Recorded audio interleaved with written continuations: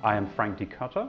I am a chair professor of humanities here at the University of Hong Kong, and I am the author of a series of books on the history of modern China.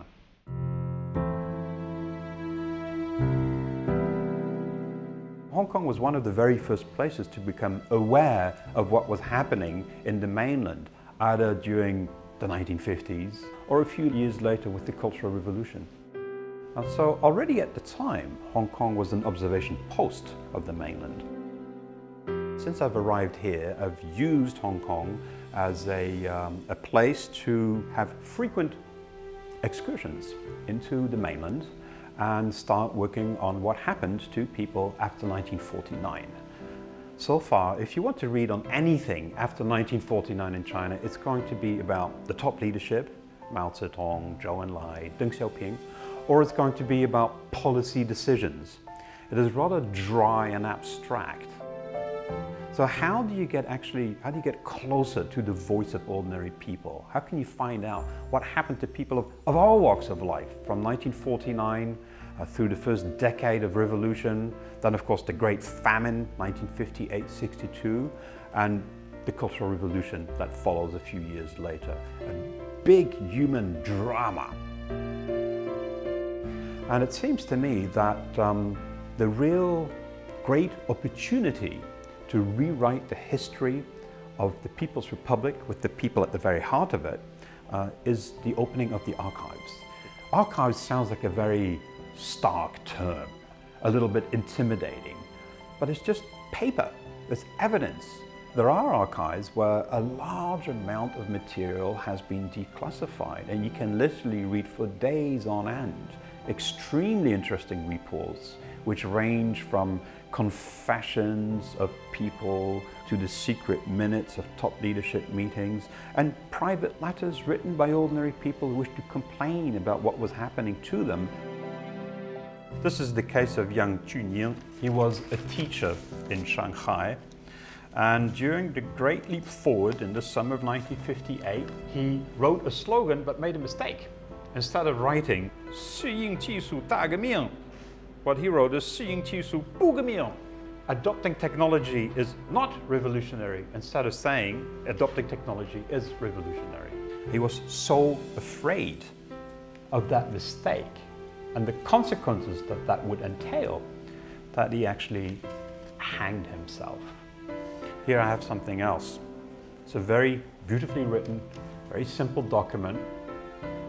It allows a farmer to bring a cow to market. Again, same year, 1958.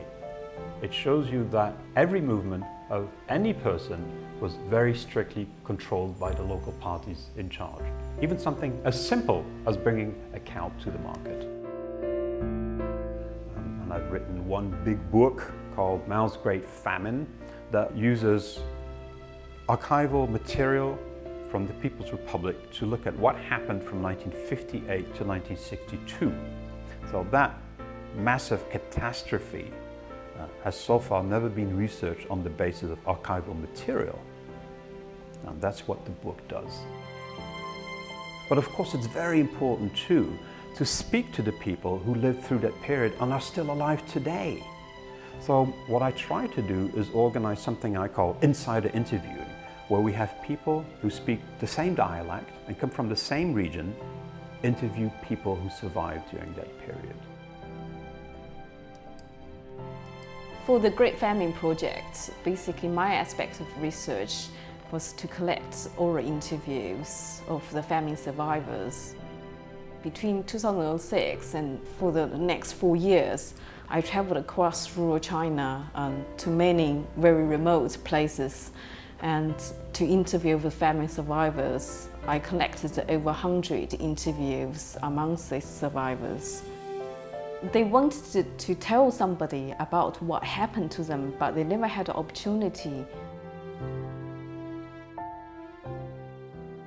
It's great to have Hong Kong U, to have the institutional support here, and also Hong Kong U has very unique position here, being very close to China, and you can just cross the border on the sort of weekly basis, whereas if you're in Europe or in North America, that's not very easy.